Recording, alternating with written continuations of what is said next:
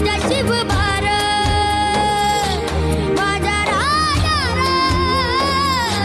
माझा शिवभार शोधू कुठर खाऊ कसर मीच स्वतःला खाऊ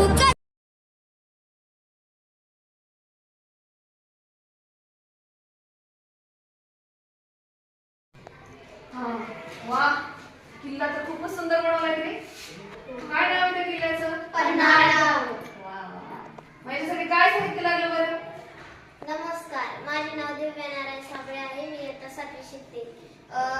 या किल्ल्यासाठी बनवण्याचे साहित्य मी तुम्हाला सांगणार आहे. तर आम्ही रद्दी घेतली, रद्दीचे कागद काढून त्याचे गोळे तयार केले आणि मग ते आम्ही किल्ल्याच्या नकाशावर चिटकवून टाकले. असे आम्हाला 5-6 थर आम्ही चिटकवून टाकले त्याच्यावर.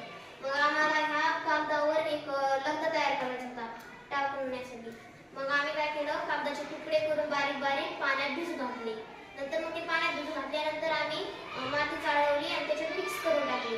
मग मिक्स केल्यानंतर आम्ही तो लगदा ह्या म्हणजे कागदाच्या थरावर चिटकवून टाकला.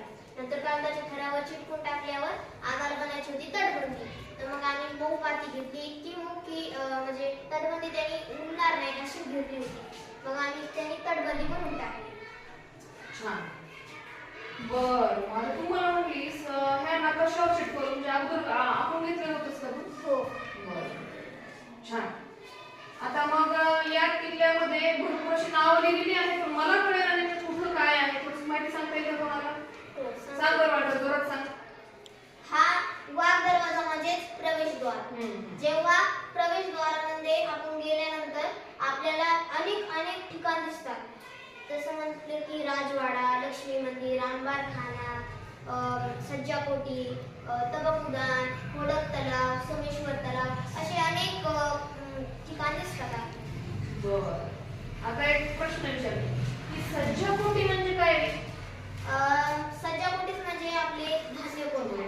धान्यकोटा म्हणजेच शिवरायांच्या काळामध्ये मावळ्यांना खूप धान्य लागायचं.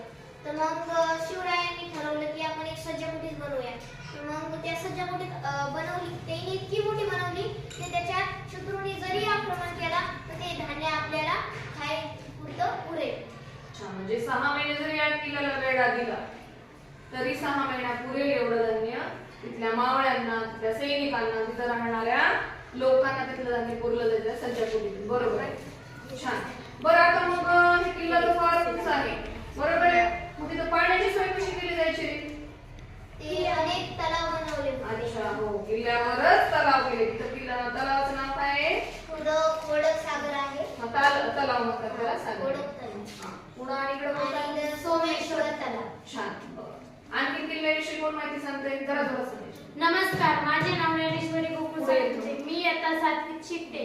मी तुम्हाला पन्हाळगडाविषयी माहिती सांगणार आहे. पन्हाळ हा किल्ला कोल्हापूर पासून 20 किलोमीटर अंतरावर असणारा हा किल्ला गिरिदुर्ग प्रकारातील आहे. या किल्ल्याची उंची 4040 किलोमीटर इतकी आहे. छान. म्हणजे खालच्या जमिनीला समुद्र सपाटीपासून त्याची उंची किती आहे? 4040. म्हणजे गिरिदुर्ग म्हणजे पर्वताच्या प्रकारामध्ये येतो, उंचावर येतो आपली. नंतर कोण माहिती सांगते? मी. नमस्कार, माझे नाव विद्या वसंत साबळे. मी आता 7वी शिकते. मी तुम्हाला पन्हाळगडाविषयी माहिती सांगणार आहे. या किल्ल्याची सभोवताली 7 फूट उंचीच्या भिंती आहेत. त्या पूर्वीच्या काळी शत्रूंना किल्ल्यावरील लोकांचे रक्षण करण्यासाठी बांधल्या होत्या. छान. बोल ना माई.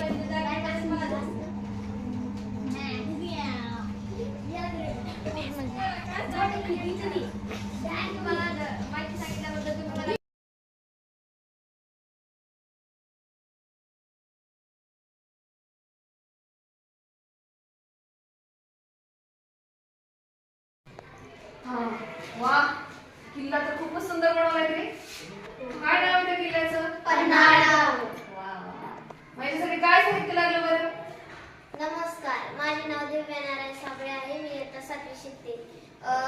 या किल्ल्यासाठी बनवण्याचे साहित्य मी तुम्हाला सांगणार आहे. तर आम्ही रद्दी घेतली, रद्दीचे कागद काढून त्याचे गोळे तयार केले आणि मग ते आम्ही किल्ल्याच्या नकाशावर चिटकून टाकले. असे आम्हाला 5-6 थर आम्ही चिटकून टाकले त्याच्यावर. मग आम्हाला ह्या कागदावर एक लगदा तयार करायचा होता टाकण्यासाठी. मग आम्ही काय केलं, कागदाचे तुकडे करून बारीक बारीक पाण्यात भिजत घातले. नंतर मग ते पाण्यात भिजत घातल्यानंतर आम्ही माती चाळवली आणि त्याच्यात मिक्स करून टाकली. मग मिक्स केल्यानंतर आम्ही तो लगदा ह्या म्हणजे कागदाच्या थरावर चिटकून टाकला. नंतर कागदाच्या थरावर चिटकून टाकल्यावर आम्हाला बनायची होती तटबंदी. तर मग आम्ही मऊ माती घेतली, इतकी मऊ की म्हणजे तटबंदी त्यांनी उडणार नाही अशी घेतली होती. मग आम्ही त्यांनी तटबंदी बनवून टाकली. छान. बर, आता तू मला म्हणलीस ह्या नकाशावर चिटकवलं म्हणजे अगोदर आपण घेतलं होतंस का तू? हो. बर, छान. आता मग या किल्ल्यामध्ये भरपूर अशी नावं लिहिलेली आहेत, पण मला कळेल आणि कुठलं काय आहे थोडीशी माहिती सांगता येईल का कोणाला? हो, सांग बरं वाटत, जोरात सांग. हा वाघ दरवाजा म्हणजेच प्रवेशद्वार. जेव्हा प्रवेशद्वारामध्ये आपण गेल्यानंतर आपल्याला अनेक ठिकाण दिसतात. जसं म्हटलं की राजवाडा, लक्ष्मी मंदिर, अंबारखाना, सज्जाकोटी, तबक उद्यान, होडक तलाव, सोमेश्वर तलाव असे अनेक ठिकाण दिसतात. बर, आता एक प्रश्न विचारते की सज्जाकोटी म्हणजे काय? सज्जाकोटीच म्हणजे आपले धान्यकोठार. धान्यकोठार म्हणजेच शिवरायांच्या काळामध्ये मावळ्यांना खूप धान्य लागायचं. तर मग शिवरायांनी ठरवलं की आपण एक सज्जाकोटीच बनवूया. तर मग त्या सज्जाकोटीत बनवली, त्यांनी इतकी मोठी बनवली की त्याच्या शत्रूंनी जरी आक्रमण केला तर ते धान्य आपल्याला खायपुरतं पुरेल. अच्छा, म्हणजे 6 महिने जरी या किल्ल्याला वेढा दिला तरी 6 महिन्यात पुरेल एवढं धान्य तिथल्या मावळ्यांना, तिथल्या सैनिकांना, तिथं राहणाऱ्या लोकांना तिथलं धान्य पुरलं जायचं सज्जाकोटीतून. बरोबर आहे, छान. बरं, आता मग हे किल्ला तर फार उंच आहे, बरोबर आहे. मग तिथं पाण्याची सोय कशी केली जायची? ते अनेक तलाव बनवले होते. अच्छा, हो, किल्ल्यावरच